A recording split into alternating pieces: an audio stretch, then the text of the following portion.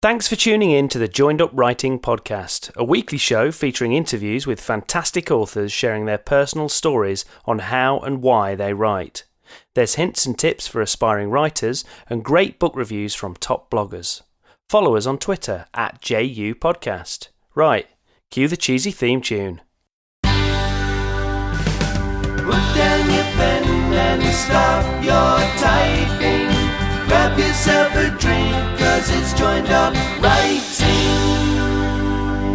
The Epilogue. Yes, welcome to the Epilogue, our quick episodes that run between our longer shows, featuring a bonus question not included in the main author interview. And today it's Simon Toyne, and if you haven't done so yet, I'd advise you to go and check out his full interview as it's really interesting. Also, a little reminder that Simon is currently hosting his own TV show, Written in Blood, which is a must for crime fans. It's featuring writers like Mark Billingham and Marnie Riches, and you can catch that on Sunday evenings at 10 p.m. on CBS Reality. So for the epilogue, I asked Simon specifically about his thoughts on writing a series of novels, having written both the Sanctus trilogy and his current Solomon Creed series. So Simon, thanks for hanging around for the epilogue. Obviously, if anyone hasn't checked out the main interview, then do so. We had a really good conversation. There's loads of great stuff about Simon's writing and some good tips in there for writers as well.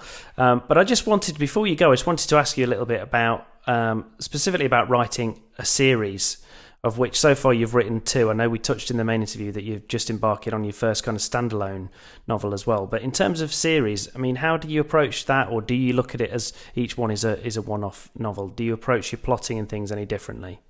Well, it's a bit of both. Like, so my first book, Sanctus, I absolutely wrote it as a standalone because it was my first book. I had no deal, I had no agent, I had no contacts in publishing whatsoever. I was coming from the same position as everyone of just writing a book and hoping it was good and then getting it out there. So I figured if I started, writing, I didn't really, the idea to me initially didn't suggest it was a series. I just thought, like I said, so Sanctus, this big mystery, this thing called the sacrament, this relic that's held in this ancient monastery. Mm-hmm. And, at the beginning, you're not even sure if this thing exists or certainly what it is. So in a book like that, by the end of that book, you've got to find out what that thing is. And as far as I was concerned, as soon as you found out what it was, that was the end of the book. The book was finished. Mm-hmm. And it was only as I was writing the book and then got to the end where you do discover what the sacrament is and realised that I needed to finish the book quickly, that I realised I couldn't. Because by that stage, I'd spent 400 pages with these characters and got to know them and, the intricacies of their lives and their backstories and everything. You can't just go, there's the big question answered, the end. Mm-hmm. You need to sort of go, what happened to the other people? What's the ramifications of this for all these things they've been through? You have to let them down gently. So in my first draft, I just wrote an epilogue, which was about 10 pages long. And it was a bit of a kind of 1 year later kind of wrapping up thing, which did tie up all the knots, but was deeply unsatisfying. And then when I got an agent and sold the book, and HarperCollins bought it, my editor, who's still my editor, said to me two things. She said, "Okay, what do you want to write next? Mm-hmm. Any ideas? And two, we hate the ending, or not hate it, but the ending doesn't work. The ending needs work." So I looked at the ending and I kind of said the whole thing about, once this story is finished, blah, blah, blah, blah, blah, it's finished and we can't hang around too long. And I kind of looked at what I'd done, this 1 year later thing, and started thinking about that in terms of how I could tell the story of that. And from that, two more books grew. So my 10 pages at the end of that first book became a series.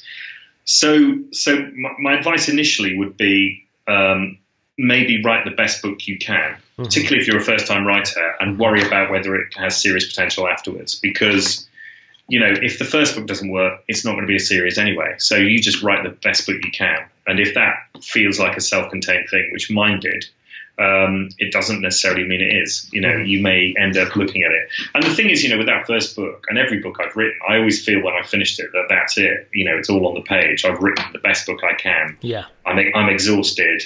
I've got no other ideas. There's nothing else in me. And I'm sort of like, have I got to do that? Can I do that again? I can't even quite remember how I did it. I mean, I've written 5 books now, and I'm slightly vague on how I managed to do that, or the magic trick. It's just day by day. This is the thing. There is no magic trick. You just have to turn up. Having said that, with the Solomon Creed series, I did set out to write a series from the outset. I mean, partly this was kind of buoyed by the success of the first 3 books, so I knew that there would be interest in me writing another series. And so with that, I mean, it was weirdly the idea for Solomon and this idea of a character on this long journey of redemption. I had in the middle of writing The Key, which was the second in the Sanctus trilogy. I just as that idea that came to me about a character who has to save a bunch of other people in order to ultimately save himself. And I kind of wrote it down I have this ideas folder on my laptop that has got loads of stuff in it, and I just wrote it into the document and kind of forgot about it so that I could carry on writing the book in hand. And the thing about it was, I mean, the thing with the series is, I mean, there's 2 ways to look at a series. Either you are telling one long story episodically, in which case you need to read the series from book 1 to book whatever in sequence, otherwise it kind of doesn't make sense. And commercially that's not a wise decision, because that assumes that everyone is going to jump to the start and work their way through, and people don't. People discover you in all kinds of ways, and they might pick up book 3 of the series, and so commercially it makes more sense to see each book, even if it's a series character, as a standalone, so that there is no pre-existing knowledge required for the reader, and they can pick that one up and enjoy it, never go there again, or pick it up and enjoy it and go back to the beginning, or read them out of sequence, and they still work as self-contained stories. And you can, I mean, there's a lot of the police procedurals do that because they can, because a policeman, through a homicide detective, through the nature of his work, the bodies are going to appear in a big city or whatever, and so it makes sense. Or you've got the kind of the modern Western type thing, Jack Reacher, I guess, being the kind of prime example of that, where you have the Wanderer who sort of isn't really kind of affiliated to any particular one place or organization, who just happens to, come across a situation and get involved. And that is fine because it's the same character, but every single situation is new and it's got to be resolved within that thing. Mine is sort of more in that mold, I would say, in the sense that even though he is on this journey to find out who he is, that's the thread, and the stories, the individual books are the beads if it's like a necklace, then the stories are the beads and his story is the thread. The beads exist in themselves, and they don't necessarily be threaded together into a necklace, and they still exist in their entirety on their own. But you also have this thread of his story running through them that you can follow if you wish to. And so in terms of planning that, like I said, I know who he is. And so I know he will gradually work his way towards finding out who that is. But it's very kind of secondary in terms of the immediacy of each story. So what I tend to do is plot the story itself, just the pure plot, almost without Solomon in it. It's like, well, okay, if this existed as a story without Solomon in it, how would it work? And then I weave him through it, but in a way as to not disturb the main narrative so much. It's sort of an interesting, it's quite tricky to do, because you also have to bear in mind that there are people who will start at the beginning and work their way through, and so and also then as you build up a backlist. I mean, at the moment I'm producing one a year or one every 18 months, so there's a gap between them, and so even people who've read the first one probably need a bit of a reminder of what happened in the first one.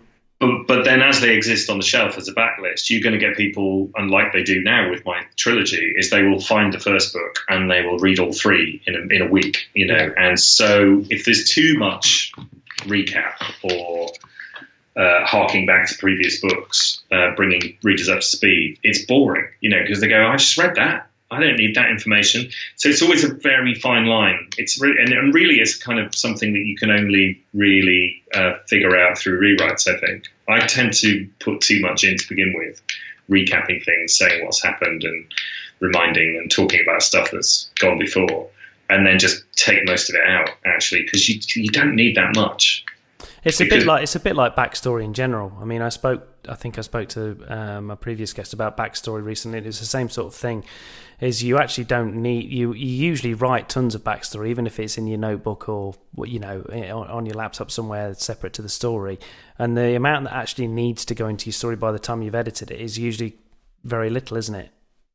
Yeah, but you need to have it straight in your head. So exactly, it's worth doing, because it's like a caricature. If someone's a really good caricature captures someone in very few lines, but if you take one of those lines away, you can't see who it is anymore. And that's the same with things like plot and backstory, I think, and research as well. Research is another one. You do tons of research, and there really shouldn't be that much in the book. Only the stuff that's absolutely necessary to keep the story moving forward. It should basically inform your characters' decisions and how they approach things as much as anything else.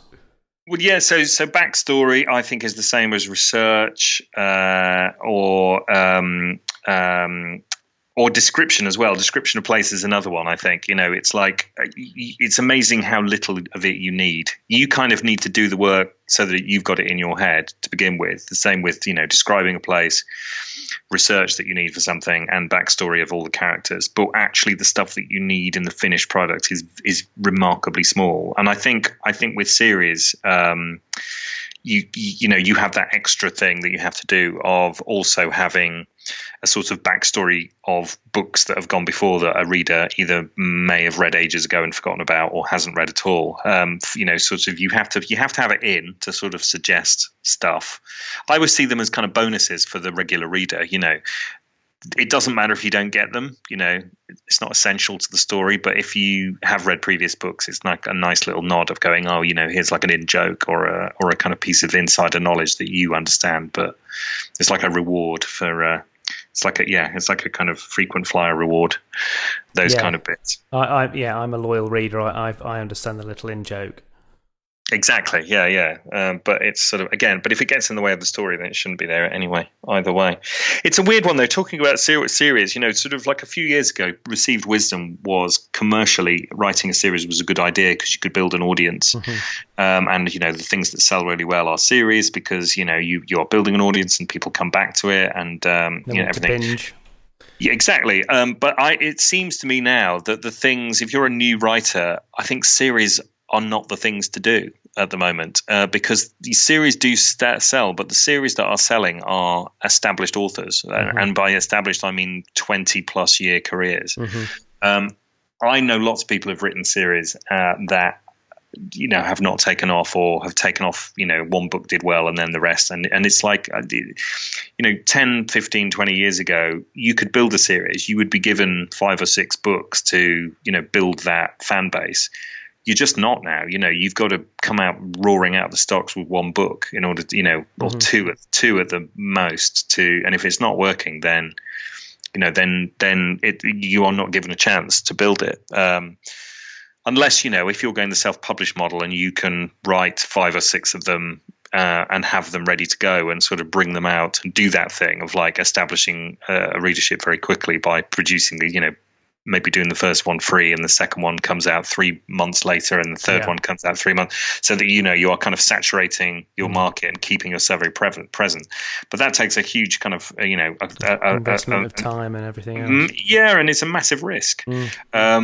It's if you look at the kind of the recent debut authors that have done well, they're all or lesser known authors that have done well, they're all standalones. They're and they're debuts often, or they're authors who are kind of born again debuts, who may have written in another like Paula Hawkins is a classic example. She's not a debut. She's a debut as Paula Hawkins, but she wrote books before under a different name. But she switched genre, changed, used her own name. Rebranded. No, that's it. And I think, that's so, I think the traditional wisdom that series is where to be. I don't think it's true anymore for new authors. That would be my advice from the inside looking out. Well, very soon you'll be able to see both sides of the fence because obviously you're working on a standalone at the moment. So we'll have to see how that pans out as well. Well, exactly. I mean, partly that has kind of come out of that thinking, but also, when you're writing a series, you inevitably have lots of other ideas that aren't that series, that don't fit into that series, don't fit that character, don't fit that setting, either they're historical and you can't really work them in or whatever, and loads of things. And I've done 5 books in series now, a trilogy and then 2 in the Solomon series, which means I've got a lot of ideas that I've just not had time or opportunity to develop. And I just figured that I, should, I just, for my own again, you've got to, for the same reason I quit my job to try and write a book in the first place, I think you've got to kind of stay creatively nimble by moving around and trying different things. I think it's not good to just write the same thing over and over again, because it gets stale. And you can see it in very successful authors who are kind of chained to their successful characters. It's really hard to maintain standard. And I don't think many people do. Much as I admire lots of writers, you can certainly see the earlier books when they were figuring stuff out. Yeah. Are fresher, they're better. They're just better, and they sort of it's like bands. They become tribute acts to themselves. After the second album, So a bit degree, and there's a degree of that in writing as well. I think it's healthy to go off in different directions, or do different things, or collaborate with different people in different ways, just to keep the the kind of creative juices fresh and flowing. Absolutely. Well, that's a great message to finish on. So thanks very much again. That was brilliant, and best of luck with the upcoming projects. And mention again the Written in Blood series that's on CBS Reality that started on September the 3rd. Everybody should check out that, and good luck with the next project as well, whatever that might be. Look forward to hearing more about it as and when you write it. Thank you very much. It's been a pleasure talking to you. So that pretty much wraps up this week's epilogue, and thanks again to Simon Toyne for making the time to talk to us. Next week we'll be chatting to American debut novelist and book blogger Amy Brown, so make sure you tune in for that. Don't forget too that you can and should keep chatting to us and letting us know what you want to hear, or maybe you've got a guest suggestion for the show, or you'd like us to give you a mention. Just get in touch. And there's plenty of ways to do that. You can find us on Twitter at JU Podcast, on Facebook, Joined Up Writing Podcast, or on the web, joinedupwriting.co.uk. You can also find me personally on Twitter at Mr. Kelly2U. But that's pretty much it for this week. So thanks for listening to the Joined Up Writing Podcast. I'm Wayne Kelly. Happy writing, and see you next time.